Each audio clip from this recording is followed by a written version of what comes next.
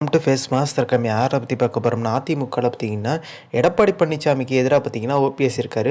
So OPS அணியிலே பார்த்தீங்கன்னா 2 பேர் வந்து கட்சி மாறும் அணி மாறும் தயாராகிட்டாங்க. ஒன்று கூப்பாகிருஷ்ணன் பார்த்தீங்கன்னா எடப்பாடி அணிக்கு போகிறதா வந்து ஒரு தகவல் பரவலாக பேசப்படுது. இன்னும் பார்த்தீங்கன்னா புகழேந்தி திமுகக்கே போகிறாரு.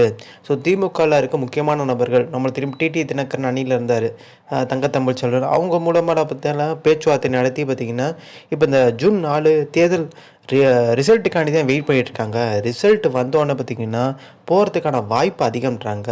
ஸோ இதுக்கு முக்கியமான காரணம் அண்ணாமலை பேச்சு தான் ஓபிஎஸ் கேட்டுட்ருக்காரு.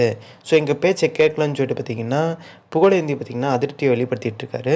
ஸோ நம்ம தெரியும் கூப்பாகிருஷ்ணன் பார்த்திங்கன்னா அவங்க அணியோட எடப்பாடி அணி பேசிகிட்டு இருக்காங்க. கிட்டத்தட்ட வந்து பேசியெல்லாம் பேச்சுவார்த்தையெல்லாம் முடிஞ்சிருச்சு. இனி வந்து ரிசல்ட்டுக்கு வந்த அப்புறம் அப்படியே அங்கிட்டு எடப்பாடி அணிக்கு போகிறதுனா ஒரு சால்வையை போட்டு ஒரு மாலையை போட்டு போகிறதுக்கான வாய்ப்பு அதிகம்ன்றாங்க. ஆனால் ஒருவேளை வந்து ஓபிஎஸ் ஜெயிச்சிட்டாருன்னா அப்படியே கூப்பாகிருஷ்ணன் புகழேந்தியும் பார்த்தீங்கன்னா ஓபிஎஸ் அணியிலே வந்து இருந்துருவாங்கன்ற மாதிரி பேச்சுக்களும் போயிட்டுருக்கு. ஸோ இந்த இன்ஃபர்மேஷன் பிடிச்சா like share subscribe. Thanks for வாட்சிங் திஸ் வீடியோ.